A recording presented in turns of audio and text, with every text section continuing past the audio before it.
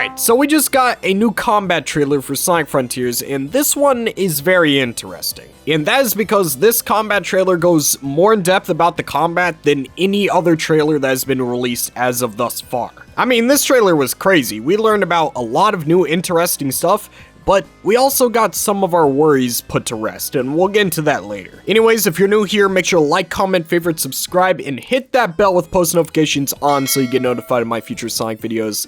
With that said, let's start analyzing this trailer. Alright, so the first thing this trailer talks about is the new skill tree system of Sonic Frontiers, and it even shows us what the skill tree actually looks like, which we've already seen it because of all the gameplay demo videos that has been released by people online, but this is our first official time of seeing it. And I gotta say, I love the idea of Sonic getting a skill tree, but there isn't a whole lot to analyze here because it shows a bunch of imagery which we can make theories on what these attacks or skills do, but ultimately we don't know anything. And some of them are easy, like the top one is obviously Psyloop, the one under it I'm not sure, but the one to the left, I'm pretty sure that's the Sonic Boom attack, which is basically the attack where he kicks those shockwaves towards the enemies, which we'll learn more about later on in the trailer, which I'm excited to talk about, but let's just move on for now. So this next thing that I wanted to cover is something kind of small but I thought was kind of cool, was the fact that yes, Sonic can get XP from killing enemies for the skill tree, but he can also get it by destroying objects around the open zone. So you don't constantly have to fight enemies level up, you can also level up by exploring, which is great. The number one thing you need in a game that is an open world platformer is a reason to explore. So any reason that's given to the player to make Sonic go around and find objects and stuff, that is a good thing. Because otherwise, it would just be an empty world with nothing to do. So I consider this a W for Sonic Frontiers. Alright, so there's a lot to go over with this next section of the video because it goes over all the moves that Sonic has available to him from the beginning. It appears that the only moves you have access to when you load up the game is the punches, the stomp, and the drop dash. Which, I mean, that's all cool and dandy. I don't really expect Sonic to, like, pull out a sword 5 seconds into the game. He needs to be weak at the beginning so he can grow as a character, right? But what this trailer says next is probably the best thing we've gathered from this trailer. I'm just gonna play the clip because it speaks for itself. While these moves are effective against normal enemies, you'll need to level up and unlock new skills if you want to take on bigger and stronger foes awaiting you on the Starfall Islands.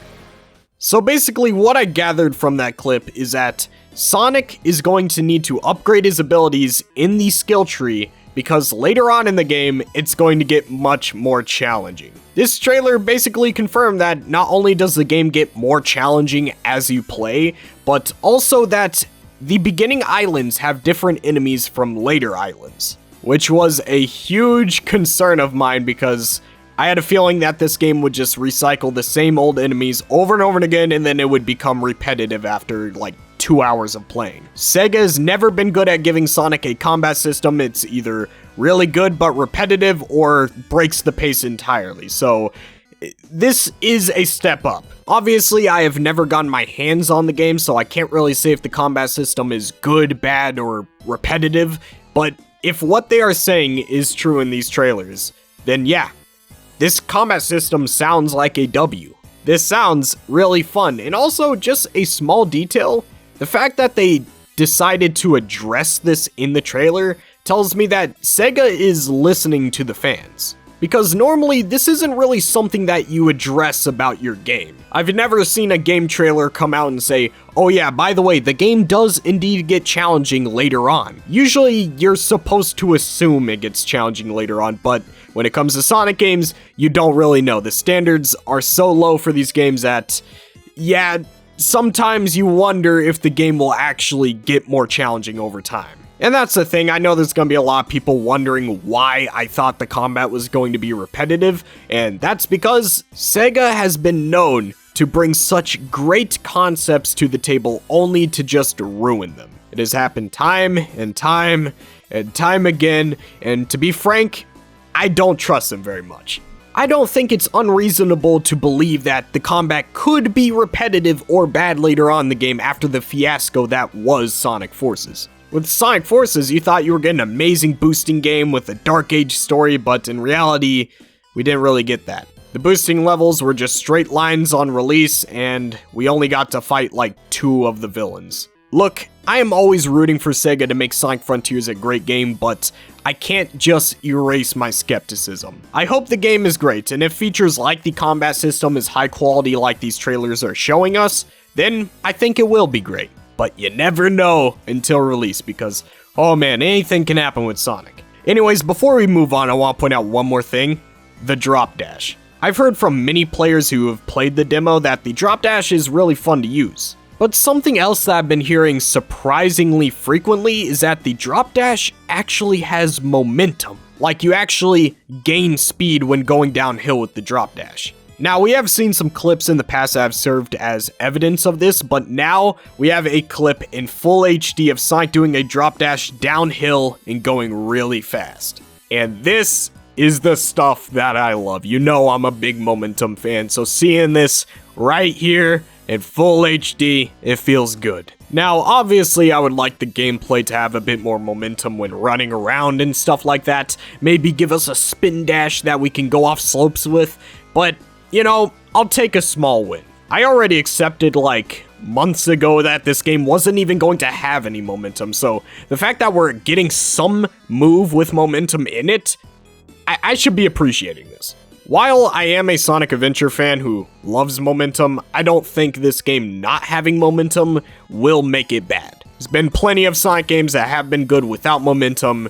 It's possible. However, I will be the first to say that this game should have had more focus on the momentum-based gameplay. Like, imagine having Sonic Adventure type level design in the open world and being able to manipulate slopes to get around and platform. That'd be so cool. Obviously, we got something different, but I'm alright with it. If it's fun, it's fun. What can I say? Alright, so the next clip actually shows us the purpose of those blue orbs and those red orbs that we've seen in all of the previous trailers. So, according to the trailer, the red orbs are called the red seeds of power, which I'm going to guess increases your damage. Then you have the blue orbs, which are called the seeds of defense, which I'm going to take a wild guess and say that it raises your defense once you consume these. So it appears that these orbs were not a part of the main objective, they're just here to increase Sonic's power and abilities. So if these seeds are only here to improve Sonic's stats, then maybe even these are optional. It's starting to sound like literally everything in this game is optional, and that sounds very similar to Breath of the Wild, but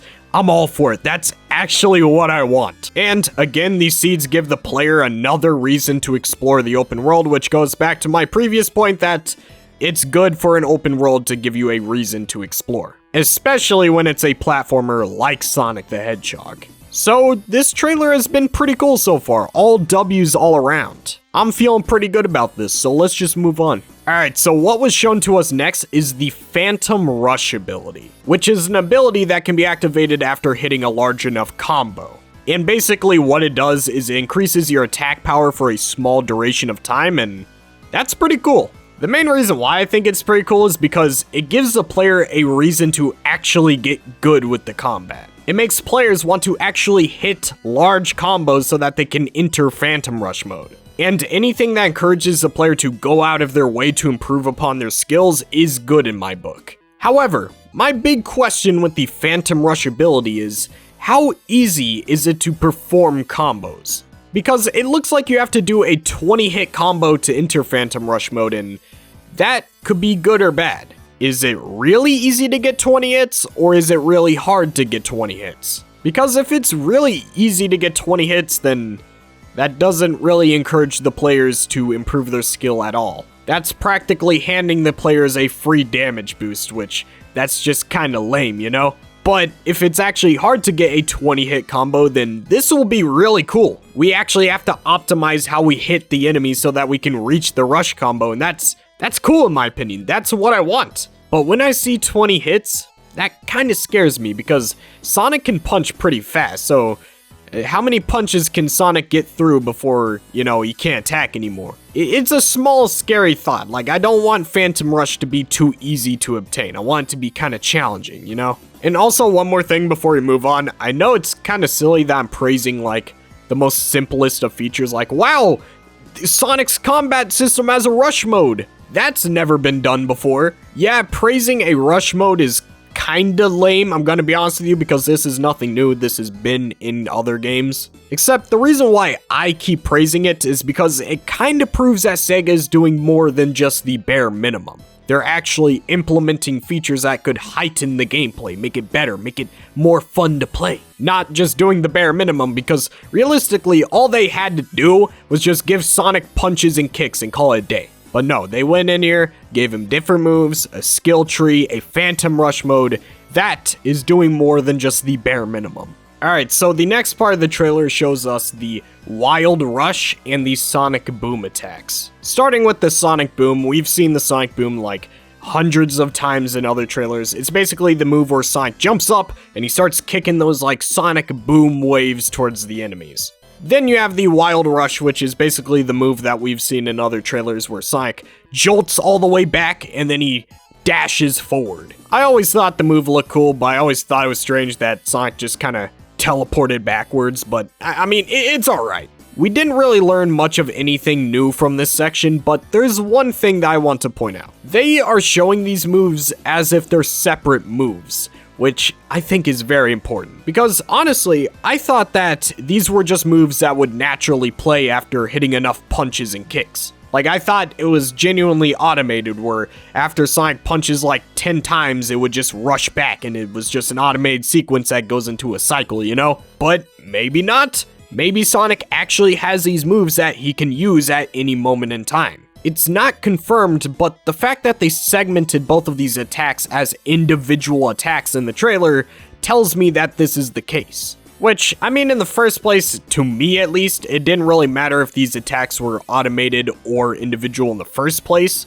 But I do have a question. If these are individual attacks that you can do at any moment in time, how are you gonna put that on a controller? If it was any other open world game, I could see how, but this is Sonic the Hedgehog, which most of his moveset is dedicated to other buttons that are required for platforming. Maybe there'll be some weird combination of buttons to activate the attack, or maybe they already have enough buttons, I don't know, but it's something interesting to think about. Then the next section shows us the Psy Loop, which we already know most of the information given here. Like, of course you can get a head start on enemies, and of course you can take down the shields of enemies so you can attack them with the Psy Loop. We already know all that stuff. But the last thing they showed here is, kinda questionable. It shows here that if Sonic is low on rings or he's about to die, he can just do a circle with a Psy Loop and he gets free rings. That is so incredibly lame. Why? Why did you even make this a feature? This is stupid. I know it sounds like I'm being a little bit harsh here, but like, why?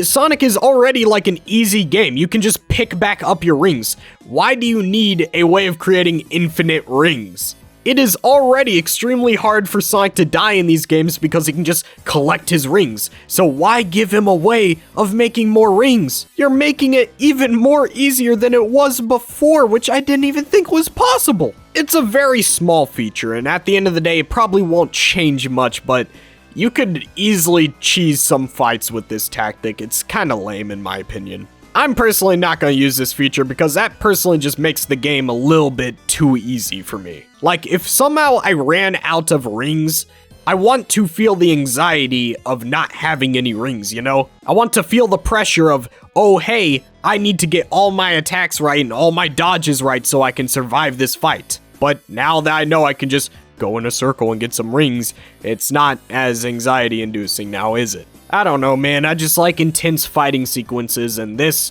doesn't really make the fights more intense. It kinda does the opposite. However, again, it's not an end-all be-all feature. This isn't going to ruin the combat. This isn't going to save the combat. It's just a feature that I don't like. Okay, so next we get to see Sonic fighting this boss, and I'm going to keep it 100% real with you. This boss looks extremely boring. He's literally on a rail that goes in circles, and there's barely any obstacles in his way. And then he just goes and hits the boss once he goes a full circle, which I guess that's a boss fight. I don't know. That looks extremely boring. Like, you couldn't have at least put a little bit more obstacles on the rails? Like, all you could do is really shoot some electricity at Sonic? Is that all you can really do? I don't know, man. I wasn't a big fan of this one. This one looks kind of lame. Alright, so the final thing this trailer shows us is the parry move, which we've seen glimpses of in the past, but right here we get to really see it in all of its glory. And oh boys, the parry not only seems more important than we thought it was going to be, but also really fun to use. So I didn't really think the parry was going to serve much of a purpose. I thought it was just going to be an extra move in the game that you could do, but as we can see here, it looks like it's going to be important. So, in similar light to other games that have a parry system, you'll be able to perform a parry after seeing a visual cue from the enemy. And, oh man, this is the stuff I love to see, dude, I swear. I don't know why, but like, in other games, I've found parrying enemies to be very addicting. So seeing this in Sonic Frontiers makes me pretty happy. Like, I was watching Sonic parry this enemy right here, and it gave me flashbacks to Metroid Dread because I love the parry in that game. So, as you can see, I am hyped for the parry and the combat as a whole for Sonic Frontiers. I'll be honest, a lot of the Sonic Frontiers trailers are not very helpful. They don't really show the things I want to see that makes me trust that the game will be good, but this trailer and the overview trailers were pretty good trailers. This combat trailer was probably my favorite trailer because it got really in depth with the combat and it told me the things I wanted to know. So this is a W, Sega. I'm hyped for Sonic Frontiers. With that said, make sure to like, comment, favorite, subscribe, and hit that bell with post notifications on if you want to be notified of my future Sonic content. Anyways, I love you guys. Peace out. My channel members are Gamer Blake 90, Fear the Red Chicken, Reese Nix, JNXV, Ethan K78, Jenny Ring, Sonic 715, Archer XYZ, Sonic Hub, Thomas Winright, Chip Chap Chop Escape, The Squeaker Nerd, Super Shacks, Boom Sonic Extreme, and Super Saiyan Sonic. Thank you all for supporting the channel. Make sure to click one of the end card screen videos here. Love you guys. Peace out.